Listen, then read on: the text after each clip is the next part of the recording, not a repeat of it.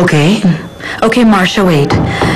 May gusto akong itanong sa'yo, pero sana sa atin na lang itong dalawa. Is that possible, Marcia? Please, of course. You can count on me, Nina. Okay, salamat kung ganun. Bakit nag-resign si Renata Medina? Renata Medina.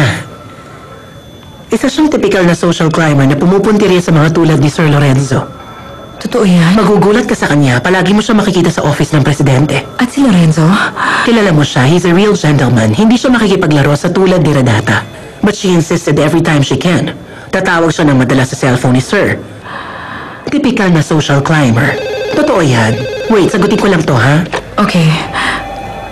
Uribe Real Estate Company. Anong sinabi mo?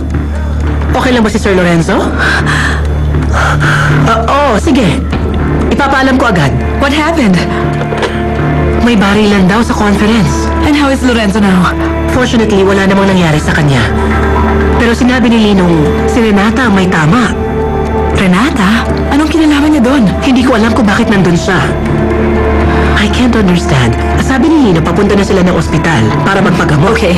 Pupuntahan ko si Lautaro. May meeting siya regarding Madero Sur. Sa ospital na lang ako pupunta. Mag-ingat ka.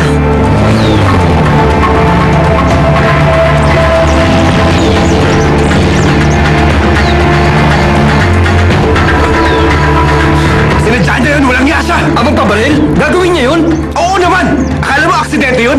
Sinadya niya yun para iligtas si Uribe. Yun ang nangyari. Buwan niya mismo binuwis na para hindi na tama, pare. Hindi mo kasi kilala si Renata, pare. Kaya nang gawin lahat ang hindi mo kaya para sa pangarap niya. Sinadya niya yun! Kung baliw pala siya, tama na to, Moro. Bumaliktad ka na! Hello? O ano? Gano'ng karaming dugo na kuha mo kay Uribe? Tama na, Aling Grasa. Ano ba? Nanuwag ka na naman?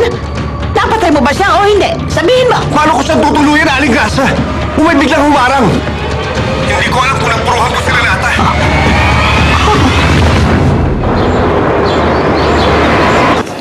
Medyo complicated ang situation niya. Buti nilang hindi siya napuruhan. Himalang nabuhay siya. Is she out of danger? Hindi tayo nakakasiguro. Naging complicated kasi dahil sa infection. Can I see her? No. Hayaan muna natin siya sa nurse. Wala rin kasi siyang malay eh. We still have to wait dito. Okay, I understand. Nasaktan ba kayo? Hindi ko alam, pero mukhang naipit yata sa pagkakabuhat ko sa kanya kanina, pero okay lang. I'll give you a painkiller and an anti-inflammatory, Tito. Oh. Kailangan yung inumin yun at please don't drive for now, okay? Okay, thank you. Hindi ko maintindihan ang nangyari. I really can't. What happened, Lorenzo? Sinabi ko na sa'yo kanina, nandun lang ako, nakikipag-usap ako sa mayor. Tapos, bigla na lang may lalaking bumaba ng sasakyan. May dalang baril at biglang nagpaputok sa amin. Pagkatapos, mula sa kung saan dumating si Renata, pinadapa ako. At siya ang tinamaan. Pero bakit? Saan siya nanggaling? Paano siya nakarating doon? I don't understand. Nina, wala akong idea kung paano siya dumating doon. Hindi ko rin alam kung anong motibo ng She pagdating. pulled out in front of you and then she saved you. What else can you think of? Well, hindi ko alam kung ako ang iniligtas niya o yung mayor. Mabilis yung pangyayari. Are you staying here? Yes, hindi ako aalis hanggang hindi stable ang kondisyon niya. Sigurado ka bang yun lang? Nina, grabe ang nangyari. Okay, you're right. Uuwi na muna ako. I'll see you later. Okay. Call me if you need me. Bye. Bye.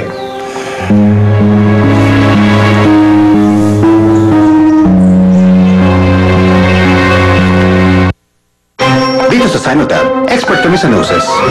Sa isang capsule lang,